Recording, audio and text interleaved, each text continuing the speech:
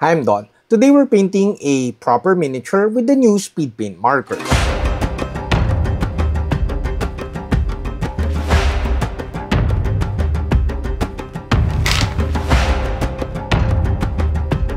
This video is perfect for beginners, and this video doubles as a review for the speed paint markers and of course on how to paint miniatures for beginners.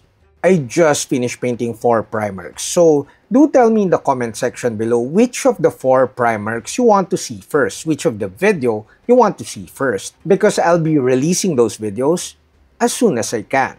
I think I can release one before the month ends, and definitely will be releasing the rest next month.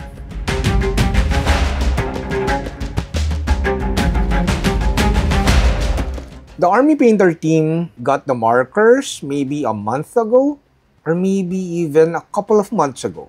Personally, I've been testing the markers with some small areas or small parts of whatever I'm painting. Usually I paint like I use the palette bone to paint the skulls, I use the hardened leather to add some blending on some areas. If I want brown on some areas, I'll also use the blue marker to add some blue tint in some areas. So I haven't really painted a proper miniature using the markers. I just used it to paint small details or add some shades. But today, like I said, we'll be painting a proper miniature, a Trench Crusade miniature, for the very first time with the speed paint markers. Hi, I'm Don. Welcome to my channel. This channel is supported by all these awesome brands. Also, special thanks to the Army Painter for making this video possible. Don't forget my discount codes and affiliate links down below.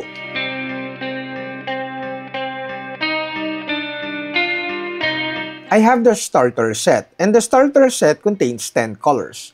You have Blood Red, Orc Skin, Polished Silver, Magic Blue, Zealot Yellow, Fire Giant Orange, and Gravelord Gray, Grim Black, and that's about it.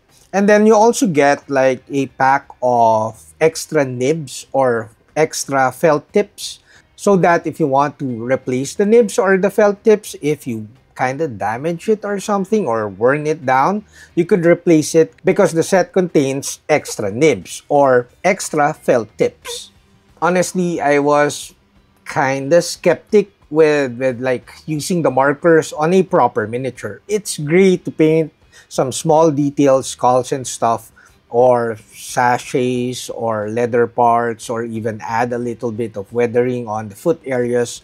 But painting a proper miniature, I was kind of scared to do it. If you watch my older speed paint videos, I would always say to use a bigger brush and to load your brush a little bit more than usual.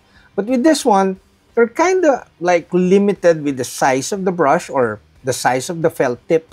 And then, of course, I don't know how to load it or force it to load more paint on the miniature.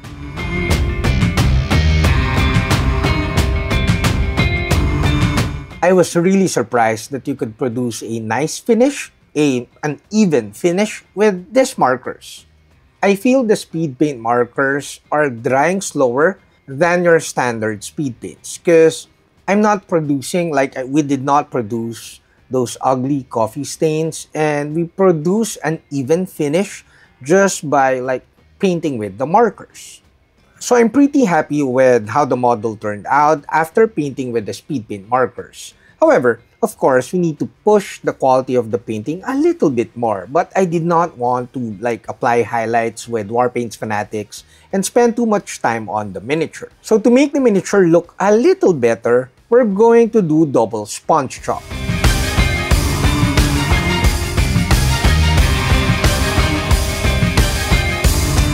So we painted a couple of passes of white paint with the sponge, with the makeup sponge. After painting with the makeup sponge, we let it dry, and then we paint with a regular speed paint, because the colors of the speed paint marker are very limited because we only have 10.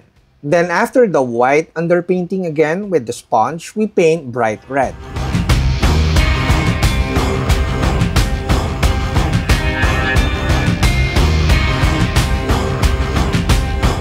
If you're liking this video, Give this video a thumbs up and consider subscribing to my channel.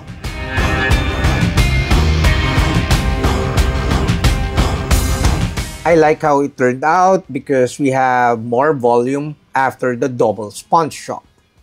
Now the model, the red armor, looks nicer. It has more volume, more contrast because we did double sponge shop, but it's too plain.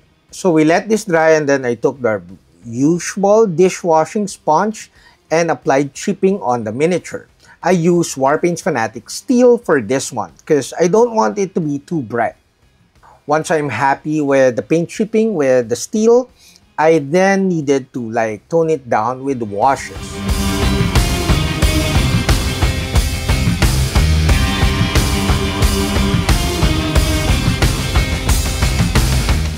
Now for my final thoughts. It's kind of weird that the speed paint markers seem to dry slower than the standard speed paints. So this will help you produce a better finish. A better, even finish. So another thing that I realized while testing this and of course while painting a proper miniature is that these markers and even speed paints, the standard speed paints, works well with brush pens. So you could put a little bit of speed paint medium here. I did that with my other brush pen, like this one. And the newer one I bought is a little bit more expensive, but I just put water because I don't want to ruin the brush or the insides of the pen brush. The great thing about markers is that some people may not be that comfortable holding a brush or painting with a brush, but everyone is very comfortable in painting with markers because painting, drawing are all practically muscle memory, and everybody has memorized their muscles, their hand muscles have memorized using a pen or holding a pen. So it's very comfortable, it's very relaxing to paint with markers. Again, before I go, don't forget to comment on which Warhammer Primarch video you want to see first because I just finished painting 4 but I can't edit them before the month ends. So see you at the comment section below.